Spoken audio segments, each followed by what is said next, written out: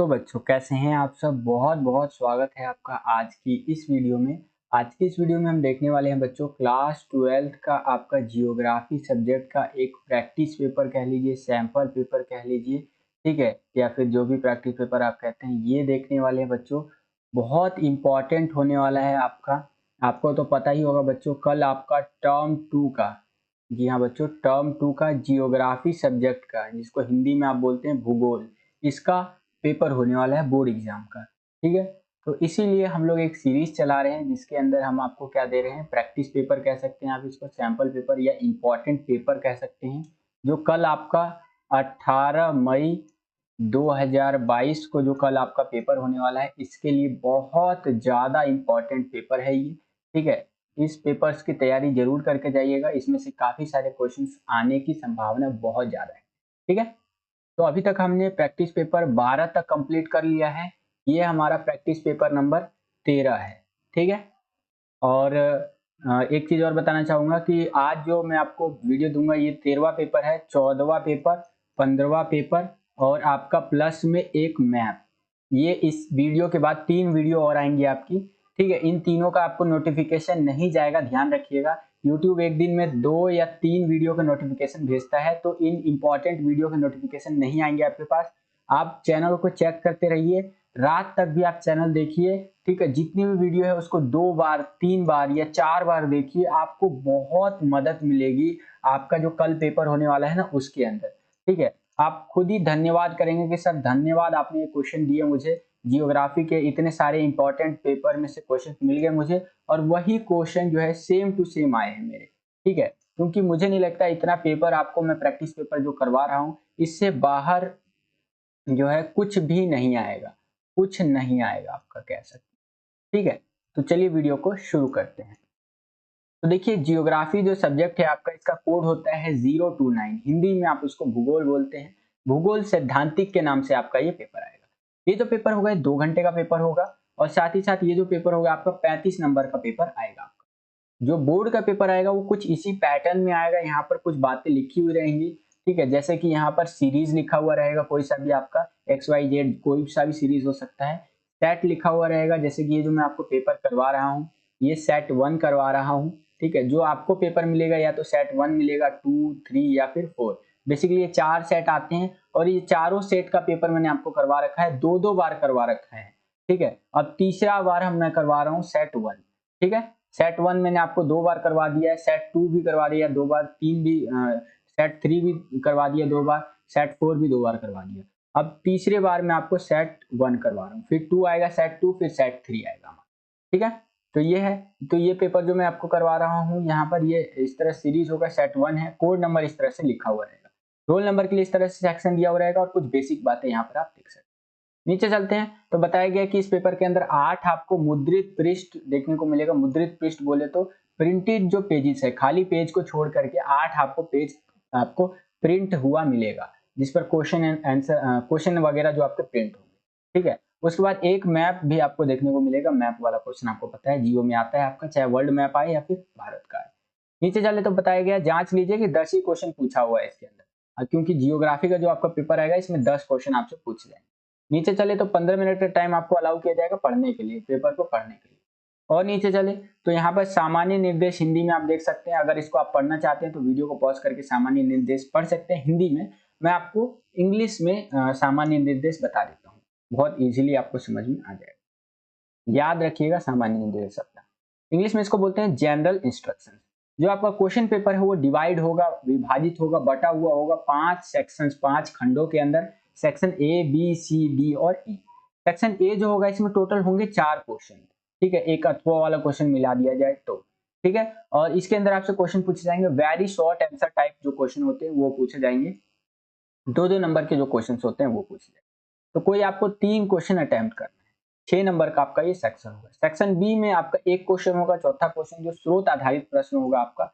ठीक है, और ये भी क्वेश्चन आपका 3 नंबर का आएगा। उसके बाद अगर हम बात करें सेक्शन सी की, तो इसमें आपसे 3-3 नंबर वाले क्वेश्चन पूछे जाएंगे, कोई 2 क्वेश्चन आपको इसमें करने हैं। ठीक है, सेक्शन डी जो रहेगा इसके अंदर आपसे 5 नंबर वाले क्वेश्चन पूछे जाएंगे, और इसके अंदर जो है सो कि क्वेश्चन नंबर 7 से लेकर 9 तक जो क्वेश्चन है वो आपको करने होंगे। ठीक है, इस तरह से। सेक्शन ई की अगर हम बात करें लास्ट सेक्शन, तो उसमें मैप वाले क्वेश्चन आपसे पूछे जाएंगे। तो ये था आपका जनरल इंस्ट्रक्शंस। अब हम लोग चलते हैं अपने पेपर की तरफ। तो आपका पेपर देखिए, सेक्शन ए हमारा है, खंड ए जिसको आप हिंदी में कह सकते हैं। इसके अंदर हमसे पूछ रहा है very short answer type questions. ठीक है, 2 नंबर का एक क्वेश्चन है आपका। टोटल आपको करना कितना है यहाँ पर, जहां तक है 3 क्वेश्चन आपको अटेम्प्ट करना है यहाँ पर, है हाँ 3 क्वेश्चन अटेम्प्ट करना है। ठीक है, 3 क्वेश्चन आपको अटेम्प्ट करना है और 6 नंबर आपको मिल जाएंगे अगर तीनों क्वेश्चन आपके सही होते हैं तो। ठीक है, तो चलिए पहला क्वेश्चन देखते हैं आपके पेपर का, कि हिमाचल प्रदेश के भरमौर जनजाति क्षेत्रों को नकारात्मक रूप से प्रभावित करने वाले 2 कारक आपको कौन से है वो बताने हैं। तो देखिए, जो हिमाचल प्रदेश का जो भरमौर जनजाति, वहां पर जो विकास नहीं हो पा रहा है उन जातियों का, ठीक है, तो उनके नकारात्मक रूप क्या है, मतलब किन कारणों से आप कह सकते हैं विकास नहीं हो पा रहा है। तो एक है आपका कठोर जलवायु दशाएं हैं वहां पर, जो हिमाचल प्रदेश का आप वो जगह है वहां पर वो कठोर जलवायु दशाएं, जिस कारण से वहां पर आप कह सकते हैं नकारात्मक प्रभाव देख रहा है, मतलब देखने को मिल रहा है। ठीक है, इन क्षेत्रों में। दूसरा है आधारभूत संसाधन भी कम होना, ये भी आप लिख सकते हैं। तो इस तरह से इसका आंसर लिख सकते हैं। आगे चलते हैं, अगला क्वेश्चन है हमारा, खनिज की परिभाषा दीजिए। खनिज क्या होता है, ये जमीन है, इस जमीन से जो खोद करके आप बाहर निकालते हैं ये हमारा होता है खनिज।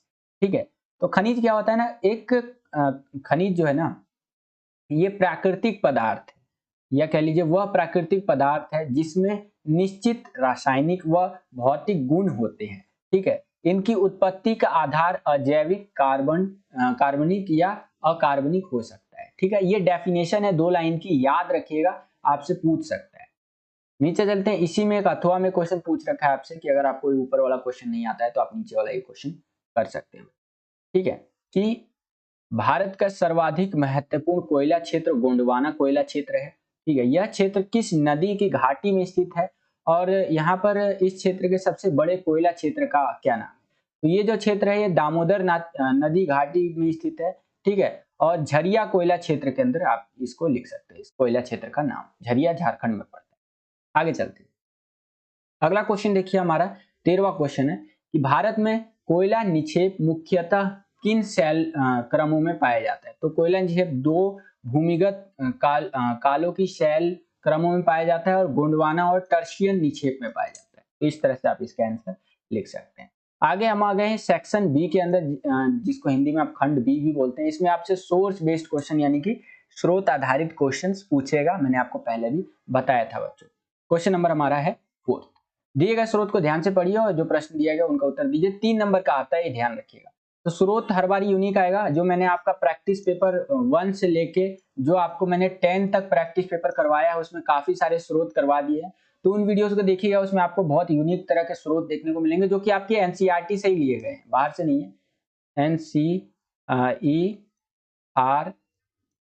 जो आपकी एनसीईआरटी बुक है, जो आपकी एनसीईआरटी वाली बुक है ना, दोनों बुक, उन दोनों बुक से ही मैंने लिया है। तो उन वीडियोस को देखिए, उसमें आपको स्रोत देखने को मिल जाएगा। अभी टाइम कम है इसलिए मैं आपको स्रोत नया नहीं बता रहा हूँ, वही स्रोत रिपीट कर रहा हूँ। लेकिन हाँ, इसमें आप फॉर्मेट देख सकते हैं। 3 नंबर का एक क्वेश्चन है, तो इस तरह से 2, 3 लाइन, 5 लाइन या 10 लाइन का स्रोत दिया हुआ रहेगा।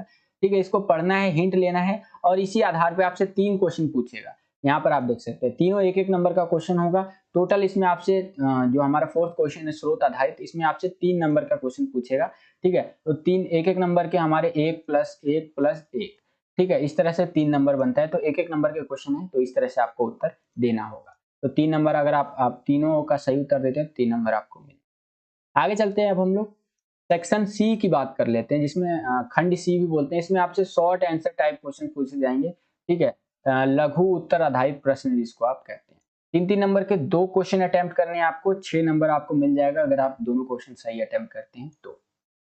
5वां क्वेश्चन है कि पेडलावाड विकास खंड के मील समुदाय ने अपना स्वयं का प्रयास करके विस्तृत भागों की साझी संपदा को पुनर्जीवित किया है। 3 उदाहरण देकर के आपको स्पष्ट करना है। तो देखिए कैसे किया है।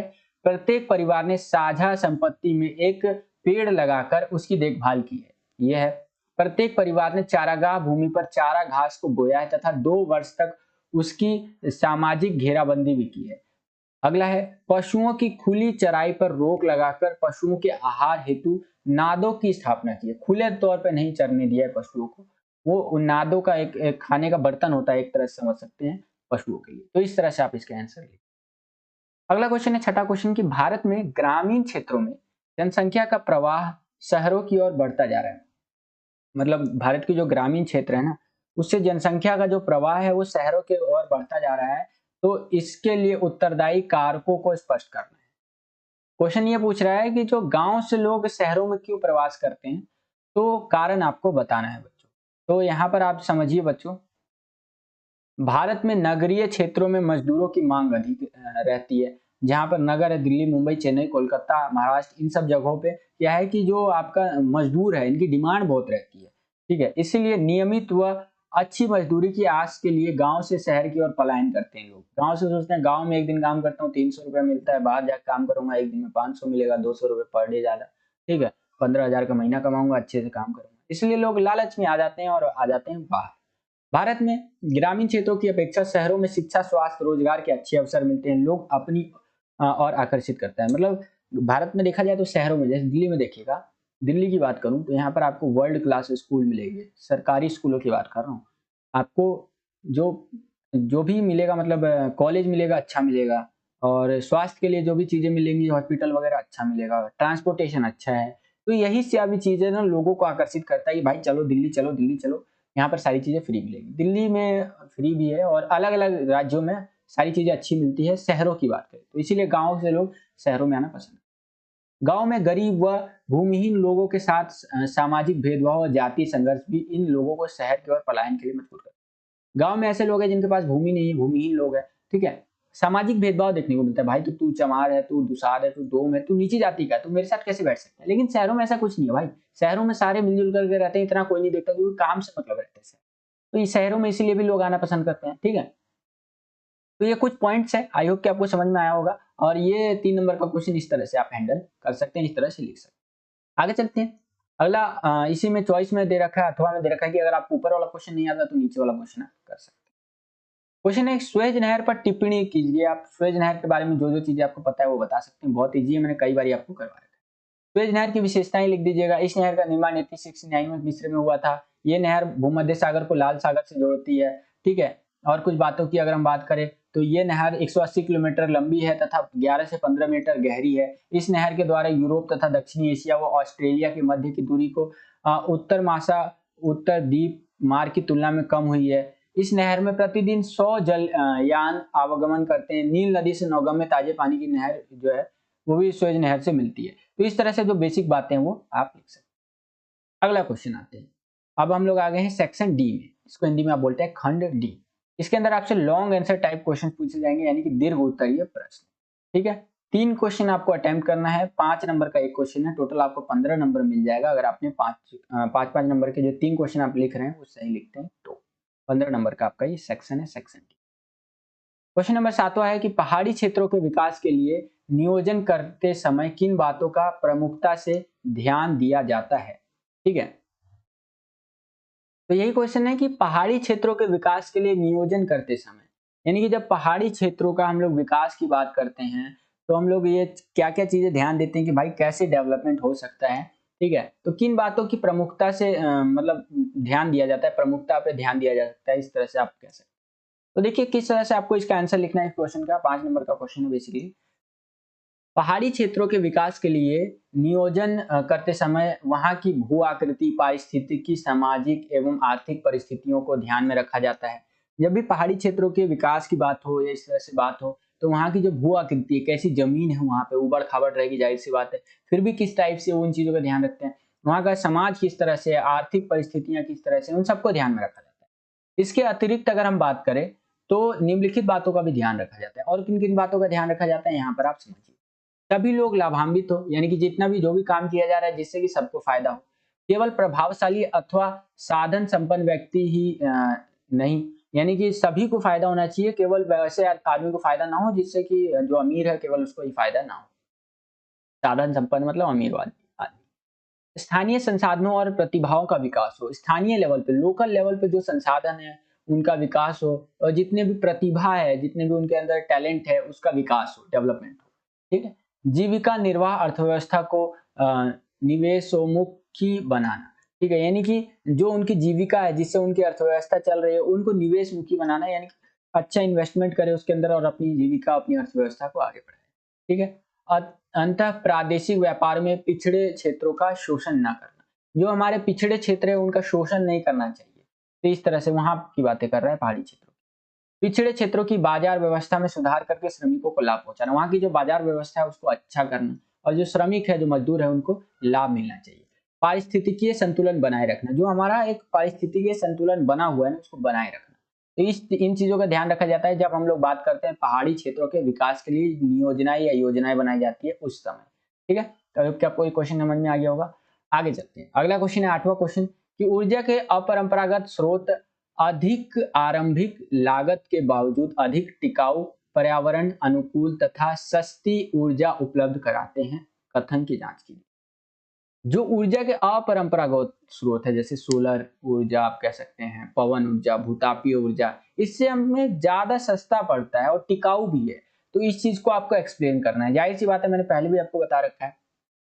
देखिए, सौर, पवन ऊर्जा, भूतापीय ऊर्जा तथा जैव ऊर्जा अपरंपरागत स्रोत है ऊर्जा के। ये सभी साधन पर्यावरण अनुकूल है, यानी कि पर्यावरण को हानि नहीं पहुंचाते हैं। ये समान रूप से वितरित है, यानी कि सब जगह ऑलमोस्ट मिल जाएगा आपको। ये अधिक आरंभिक लागत से प्रभावित होते हैं, यानी कि प्रारंभ में इनमें इन्वेस्टमेंट करना होता है। ये साधन परिस्थिति के अनुकूल होते हैं। पवन ऊर्जा पूर्ण रूप से प्रदूषण मुक्त होता है, जाहिर सी बात है। महासागर का जो धाराएं होती है उससे ऊर्जा होती है ना, वो भी हमारा कह सकते हैं प्रदूषण मुक्त होता है। जैव ऊर्जा ग्रामीण लोगों की आत्मनिर्भरता को बढ़ाएगा और जलाऊ लकड़ी पर दबाव कम करेगा। ठीक है। तो इस तरह से आप लिख सकते हैं। 5 नंबर का क्वेश्चन है तो और भी अच्छे से एक्सप्लेन करके आपको लिखना होगा। इसी के अथवा में एक क्वेश्चन दे दिया चॉइस में कि अगर आपको ऊपर वाला क्वेश्चन नहीं आता तो ये नीचे वाला क्वेश्चन कर सकते हैं। ये पनामा नहर के ऊपर है। स्वेज नहर और पनामा नहर में से कोई एक पूछ लेता है ज्यादातर टाइम। ठीक है। तो देखिए किस तरह से क्वेश्चन पूछेगा पनामा नहर के ऊपर कि मनुष्य निर्मित महत्वपूर्ण नौ परिवहन नहर का नाम बताइए जो अटलांटिक महासागर को प्रशांत महासागर से जोड़ती है, और इस नहर की विशेषताओं को लिखना है। ठीक है। तो देखिए पनामा नहर की बात कर रहा है। पनामा नहर उत्तरी एवं दक्षिणी अमेरिका के बीच में है। 72 किलोमीटर लंबी है ये नहर। इस नहर के कारण उत्तरी अमेरिका के पूर्वी न्यूयॉर्क एवं पश्चिम स्थित जो हमारा सैन फ्रांसिस्को है उसके मध्य जल परिवहन 13,000 किलोमीटर की दूरी को कम कर दिया है। इसी तरह पश्चिमी यूरोप एवं संयुक्त राज्य अमेरिका के पश्चिमी तट की दूरी भी कम हो गई है। दक्षिणी अमेरिका के पूर्वी तट पश्चिमी तटों के मध्य आसानी से परिवहन हो सकता है। ठीक है। यह नहर दक्षिण अमेरिका के राष्ट्रों के मध्य व्यापार को भी बढ़ावा देने में सहायक होता है। तो इस तरह से आपको इसका आंसर लिख देना है। ठीक है। नहर के बारे में बताना है। अगला क्वेश्चन है हमारा, बहुत इजी क्वेश्चन है कि अंतरराष्ट्रीय व्यापार में वायु परिवहन एक महत्वपूर्ण भूमिका निभाता है। इस कथन की आपको पुष्टि करनी है। देखिए वायु परिवहन बहुत इंपॉर्टेंट है। कैसे, समझिए यहाँ पर। यहाँ पर निम्नलिखित हम लोग कारणों से इसको सिद्ध कर सकते हैं कि वायु परिवहन एक तीव्रतम साधन है। बहुत फास्टली हम लोग उड़ करके जा सकते हैं। इसके कारण विश्व का कोई भी स्थान ना आज 35 घंटे से दूर नहीं है। दुनिया में कहीं भी जाना है आपको 35 घंटा लगेगा। वायु परिवहन, एरोप्लेन लीजिए, पहुंच जाइए। इसके द्वारा हम लोग मूल्यवान वस्तुओं और जीवन रक्षक दवाएं जो है उनको बहुत तेजी से पहुंचा सकते हैं। जैसे कोई वैक्सीन पहुंचाना है, फटाफट पहुंचा दो। ठीक है। कोई मूल्यवान चीज पहुंचाना है, पहुंचा दो, पहुंचाया जा सकता है। दुर्गम क्षेत्रों, पहाड़, दलदल, बीहड़, जंगल वंगल में भी केवल वायु परिवहन से ही हम लोग एक स्थान से दूसरे स्थान पर जा सकते हैं। आपातकाल और युद्ध के टाइम पे ना वायु परिवहन का जो इंपॉर्टेंस है ये और बढ़ जाता है। तो इस तरह से आपको वायु परिवहन के बारे में बता देना है। ठीक है। आई होप कि आपको समझ में आ गया होगा। अब हम लोग आ गए हैं बच्चों सेक्शन ई के अंदर, जिसको खंड ई भी आप बोलते हैं। इसके अंदर आपसे मानचित्र आधारित प्रश्न, मैप बेस्ड क्वेश्चन पूछे जाएंगे। ठीक है। यहाँ पर देखिए भारत वाला मैप आ सकता है या वर्ल्ड वाला मैप आ सकता है। कोई 5 आपको करना है बच्चों। ठीक है। ये आप यहाँ पर देख सकते हैं। इस तरह से आपसे पूछेगा। मैप के लिए मैंने आपको हर वीडियो में बोल रहा हूँ ये चीज। जो आप प्रैक्टिस पेपर नंबर 1 मैंने करवाया है, 2 करवाया है और 3 करवाया है। ये तीनों वाला वीडियो देख लीजिएगा। मैप के लिए बोल रहा हूँ। ठीक है। बाकी आप पेपर के लिए तो सारी वीडियो देखिए, और उसके बाद मैं रात तक कोशिश करूंगा एक मैप का वीडियो आज डाल दूं। ठीक है। तो बस मैप का आपको फॉर्मेट बता देता हूँ। मैप कैसे आएगा आपका, किस तरह से क्वेश्चन बनेगा आपका। मैप में आपको भारत का या वर्ल्ड का कोई भी मैप दे देगा और बोलेगा 6 क्वेश्चन देगा, एक एक नंबर वाले। एक एक नंबर का मैप का क्वेश्चन आता है। कोई 5 क्वेश्चन आपको अटेम्प्ट करना होगा। जैसे यहाँ आप देखेंगे 6 क्वेश्चन है, 6 में से आपको 5 करना है। तो इस तरह से हमारा जियोग्राफी का ये जो सैंपल पेपर था, प्रैक्टिस पेपर था, यहाँ पर समाप्त होता है बच्चों। तो आई होप कि आपको ये वीडियो पसंद आया होगा बच्चों। और एक बात मैं आपको बोलना चाहूँगा बच्चों, अगर आपको ये वीडियो पसंद आया तो वीडियो को लाइक कर दीजिए। जितना ज़्यादा आप लाइक करते हैं उतना ज़्यादा हमारा मोटिवेशन बढ़ता है और वीडियोस को बनाने के लिए। ठीक है? कल जो आपका पेपर होने वाला है, कल के पेपर के लिए बहुत ज़्यादा इम्पोर्टेंट है कि आप इस वीडियो को